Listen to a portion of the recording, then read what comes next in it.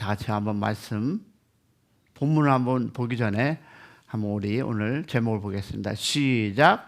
말은 마음은 닫혀 있습니다. 말은 정중했지만 마음은 닫혀 있습니다. 라는 제목을 가지고 우리 히브리서 11장 7절 한 구절 가지고 은혜 나누겠습니다. 다 같이 시작. 믿음으로 노아는 아직 보이지 않는 일에 경고하심을 받아 경외함으로 방주를 준비하여 그 집을 구원하였으니 아멘. 이로 말미암아 세상을 정죄하고 믿음을 따르는 의의 상속자가 되었느니라. 할렐루야. 우리는요 항상 믿음이 강하지는 않습니다. 말씀을 들어도 이해되지 않을 때가 있고 하나님의 뜻을 알고 싶어도 선뜻 발이 떨어지지 않는 순간들이 있습니다. 우리 모두는요 순종해야 한다 알고 있습니다. 그런데 마음 한편에는 이 두려움이 먼저 앞설 때가 있습니다. 그럼에도 하나님은 완벽한 믿음을 요구하시기보다 하나님을 경외하려는 마음을 보신다. 할렐루야. 많은 사람들이 이 하나님을 경외함, 즉 순종함으로 하나님으로부터 인정받은 것을 우리는 구약에서 그리고 신약에서 우리는 보고 듣고 있습니다. 근데 우리가 알다시피 경외라는 이 말이 구약에는 많이 등장합니다. 반면에 신약에서는 경외라는 단어가 구약만큼 자주 등장하진 않는 것을 봅니다. 그러나 하나님은 어제나 오늘이나 항상 영원토록 동일하신 분. 할렐루야. 그렇다면 여러분 이 구약에 등장하던 그 경외라는 단어가 신약에 사라진 이유는 무엇일까요? 우리가 이 질문의 답을 찾는 것이 오늘 우리의 목표입니다. 자, 먼저 보겠습니다. 첫 번째, 노아와 아브라함이 하나님을 경외한 어떤 그리고 열매를 맺었을까요? 노아를 먼저 볼 텐데 히브리서 11장 7절 시작. 믿음으로 노아는 아직 보지 못한 일에 경고하심을 받아 경외함으로 방주를 예배하여. 자, 이 노아의 그 하나님 경외는 무엇을? 배를 만드는 일에 순종을 나타납니다. 어느 날 노아는 하나님으로부터 말씀을 듣습니다. 그것은 무엇이었습니까? 방주를 만들라는 것이었습니다. 자, 노아가 방주를 만들어야 할 구체적인 이유는 무엇입니까? 비였습니다. 그러나 비는 노아가 한 번도 경험해 보지 못한 것이었습니다. 그러게 여러분, 방주를 만들라는 그 하나님의 명령은 노아의 입장에서 보면 이해할 수 있다 없다 없는 명령이었고, 그리고 노아의 그 지각을 뛰어넘는 명령이었습니다. 자, 이처럼 이해할 수 없는 명령이었지만 노아는 하나님께 순종했습니다. 참으로 긴 시간 동안 노아는 인내하며 방주를 만들었습니다. 자, 노아는 이 방주를 만들면서 많은 사람으로부터 무엇을 받았습니까? 비난, 웃음을 받았습니다. 그러면 이 노아가 이해할 수 없는 하나님의 명령에 순종할 수 있었던 이유는 무엇이었을까요? 우리가 이 질문의 답을 아는 것은 매우 중요합니다. 왜냐하면 우리 역시 노아처럼 우리의 이해를 뛰어넘는 명령을 하나님으로부터 받고 수가 있다 없다? 받기 때문입니다. 자, 하나님의 이 명령이 이해하기 어려운 것은 하나님의 지혜가 우리의 이해력을 뛰어넘기 때문입니다. 할렐루야. 왜냐하면 히브리서 11장 7절의 말씀에서 우리는 노아가 하나님께 순종할 수 있었던 이유를 보게 되는데요. 바로 그 이유의 실마리는 무엇일까? 경외라는 단어입니다. 그 단어 속에 있습니다. 믿음으로 노아는 아직 보지 못한 일에 경고하심을 받아 모사함으로 경외함으로 방주를 예배하여. 다시 말해서 노아는 하나님을 경외했습니다. 비록 하나님의 말씀, 그 명령을 다 이해할 수 없었지만 하나님을 대한 그 경외는 그의 말씀을 순종, 즉 그가 말씀에 순종하겠다는 것입니다. 즉 경외라는 그 뿌리에는 순종이라는 열매가 맺혀진 것입니다. 자, 그러면 보겠습니다. 노아는 봤는데 우리가 아브라함을 보겠습니다. 아브라함 창세기 22장 11절에 보니까 다 같이 시작.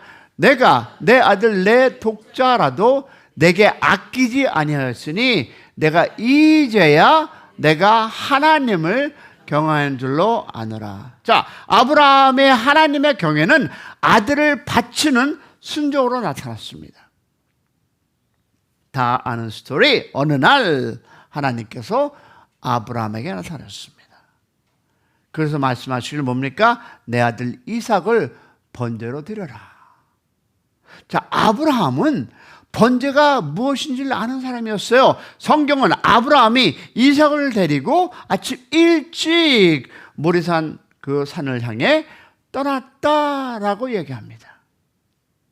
그런데 이런 얘기가 나오죠. 불과 나무는 있거니와 번제할 어린 양은 어디에 있나이까? 라는 이 음성을 듣습니다. 누가 합니까? 아들 이삭이 합니다. 아버지, 불도 있고 나무는 있는데 번제할 양은 누굽니까? 여러분, 부모의 그 마음이 그때 어땠을까요? 아들의 이 질문은 아브라함을 아주 힘들게 했을 것입니다. 여러분, 자식을 사랑하지 않는 부모가 있을까요? 거의 없습니다. 저는 이번에도 우리 자시민 전도사님을 보고 참 딸을 향한, 아니 자식을 향한 그 엄마의 마음을 봤습니다. 여러분들 알다시피 벌써 몇 번? 2번입니다. 딸을 데리러 가서 운전하고 이곳까지. 어디에서? 텍사스에서. 그리고 또 데려다 주러 가고 또 오늘 또 갑니다. 그 다음 달에, 올 다음 주에 또 간다고 합니다. 여러분, 이것은요, 제가 봤을 땐 강한 사람인지 저도 못합니다. 무엇일까요? 자식을 향한 부모의 마음 아닐까요? 부모라면 다 자식을 사랑할 것입니다. 더구나 보세요. 백사가 되어서 얻은 아들이었습니다. 그럼에도 불구하고 아브라함은 하나님의 말씀에 순종하여 그 아들을 향해 칼을 들었습니다. 여러분은 그럴 수 있을까요? 근데 건방진 소리지만 저는 들 수 있습니다. 지금의 마음에선. 내일은 몰라요. 여러분, 아브라함 역시 노아처럼 하나님의 말씀을 다 이해할 수 없었습니다. 지금까지 아브라함은 수십 년 동안 하나님을 섬겼지만 하나님께서 아브라함에게 이런 명령을 하신 적이 한 번도 없었습니다. 아브라함이 아는 하나님의 성품을 생각해 보아도 하나님은 이런 명령을 하실 분이 아니었습니다. 그래서 저도 자신 있게 얘기했습니다. 왜? 그런 명령을 하실 분이 아니기 때문에. 이처럼 하나님의 명령이 이해되지 않았지만 아브라함은 하나님의 말씀에 순종했습니다. 할렐루야. 과연 그 비밀이 어디에 있었겠습니까? 우리는 이 말씀을 다음에 아브라함이 이해되지 않는 말씀임에도 어떻게 순종할 수 있었는지 그 이유를 발견해야 됩니다. 다 같이 보겠습니다. 시작. 사자가 가라사대 그 아이에게 내 손을 대지 말라. 아무 일도 그에게 하지 말라. 내가 내 아들 내 족자라도 내게 아끼지 아니하였으니 내가 이제야 내가 하나님을 경외하는 줄로 아노라. 여러분, 아브라함은 분명히 하나님께 제사도 드렸고, 아브라함은 그래도 하나님께 순종하고, 아브라함은 하나님의 말씀을 듣고 살아가고 하나님 안에 거했습니다. 근데 왜 이제야 라는 단어가 나올까요? 우리가 예배를 드립니다. 하나님께 헌금합니다. 하나님 위해서 교회를 위해서 헌신합니다. 근데 왜 이제야 라는 단어를 우리는 들어야 할까요? 여기서 우리는 순종 또는 경외라는 단어를 만나야 합니다. 우리는 하나님께 순종하는 그 노아와 아브라함을 통해서 이 사실을 정리할 수 있습니다. 첫째 보니까 둘 다 이해할 수 없는 말씀을 받았습니다. 그럼에도 불구하고 그들은 하나님의 말씀에 순종했습니다.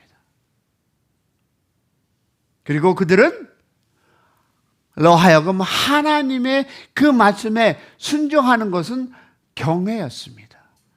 다 같이 크게 시작. 순종은 경외라는 뿌리에서 맺히는 열매입니다. 순종은 여러분 경외의 열매입니다. 하나님을 경외하는 사람과 경외하지 않는 사람의 결정적인 차이는 무엇일까요? 그것은 그들의 입에서. 들으셨습니까? 경외하는 사람과 경외하지 않는 사람의 그 차이는 그들의 입에서 나오는 말을 들어보면 알 수 있습니다. 이해를 어디서 끌어올까요? 하나님을 경외했던 욥과 하나님을 경외하는 일에 실패했던 욥의 아내의 차이입니다. 그들의 입에서 나오는 말에 차이는 있었습니다. 자, 욥은 무엇을 지켰습니까?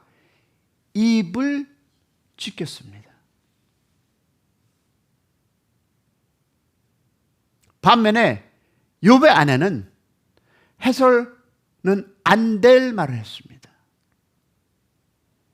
자, 한번 우리가 생각해 보겠습니다. 자, 여러분, 입은 어디하고 연결되어 있을까요? 입은 마음. 여러분, 여러분의 입은 마음에서 연결되어 있기에 입에서 나오는 말을 들어보면 그 사람의 마음을 알 수 있다 없다? 있습니다. 그러면 질문 하나 하고 넘어가겠습니다. 우리가 살아가면서 우리는 교회에서 이웃에게 어떤 말을 어떤 행동을 하고 있습니까? 자, 분명히 입은 어디에? 마음에 있는 것을 토해낸다. 그러면 말은 습관처럼 나오지만 그 말은 우연히 나는 것이 아니라 우리 어디에서? 마음에서 흘러나옵니다. 아직도 말로 판단하고 말로 상처 주고 말로 헌담하고는 일에 멈추지 않았다면 그것은 여러분 누군가의 문제가 아니라 어떤 얘기를 할 것 같습니까? 내 마음이 아직 치유되지 않았다는 신호일 수 있습니다. 그러므로 입을 지킨다는 것은 곧 마음을 지키는 것입니다. 믿으시는 아멘? 아멘 하시기 바랍니다. 하나님은 우리를 침묵하게 하시려는 것이 아니라 은혜로 말하게 하시는 분입니다. 할렐루야. 그러면 오늘 이 새벽 다른 사람의 말을 고치기보다 무엇을 해야 될까요? 내 마음을 먼저 하나님 앞에 내려놓는 은혜가 있기를 주님의 이름으로 축원합니다. 성경은 선포합니다. 그러므로 입을 지키는 것은 곧 마음을 지키는 것이다. 믿으시면 아멘. 그러면 하나님을 경외하지 않은 사람은 하나님 앞에 무엇이 많을까요? 말이 많습니다. 이해가 되지 않으면 불순종하고 대들고 자기 말을 많이 합니다. 이유가 많습니다. 말이란 자기 생각입니다. 우리가 하나님의 말씀을 들을 때 말을 많이 한다는 것은 자기 생각을 하나님께 explain, 아니 이건 이렇잖아요, 이건 저렇잖아요 라고 설명함으로 하나님을 이해시키려고 하는 것입니다. 믿으시면 아멘. 자기 나름대로 똑똑한 것입니다. 그런데 성경을 그것을 뭐라고 합니까? 교만이자 불순종이라고 합니다. 여러분, 대표적인 사람이 구약 성경에 등장하는 누구입니까? 사울입니다. 그런데 반면 노아나 아브라함은 이해할 수 없는 하나님의 명령에 그들 나름대로 할 말이 많았을 것입니다. 아니 생각해 보세요, 여러분. 노아는 그 방주를 지면서 아니 나는 한 번도 본 적이 없는데 그 많은 세월 동안, 그래서 아브라함은 뭔 소리 합니까? 그럴 수 있었습니다. 할 말이 많았을 것입니다. 그러나 하나님을 경외했던 그들은 말 대신 순종을 선택했습니다. 할렐루야. 우리가 이 노아와 아브라함을 통해서 배울 수 있는 가장 중요한 교훈은 경외와 순종의 관계인데요. 즉 순종은 경외라는 뿌리에서 열리는 열매입니다. 믿으시면 아멘. 눈에 보이지 않는 경외에서 눈에 보이는 무엇으로? 순종으로 열리기 때문입니다. 할렐루야. 순종을 따라가다 보면 경외를 만나고 경외를 따라가다 보면 순종을 만납니다. 할렐루야. 그러므로 경외와 순종은 항상 함께 다닙니다. 아멘. 어떻게? 동전의 앞과 뒤 나갈 수 있습니다. 여러분, 경외가 있는 곳에는 무엇이 있을까요? 순종이 있고, 경외, 즉 순종이 있는 곳에는 반드시 경외가 있습니다. 그렇다면 하나님께 순종하라는 말은 곧 하나님을 경외하라는 말입니다. 할렐루야. 오히려 우리는 순종하라는 말보다 경외하라는 이 말을 더 많이 해야 합니다. 믿으시면 아멘. 왜냐하면 경외가 무엇이? 순종이라는 그 뿌리이기 때문입니다. 믿으시면 아멘. 사랑하는 여러분, 우리 인생을 살아가면 우리는 많은 이야기를 하고 삽니다. 그러나 여러분의 입을 어떻게? 이 마음에서 나오는 이 입을 우리가 영어로는 shut 하시면 그나마 하나님 앞에 60점은 받지 않을까요?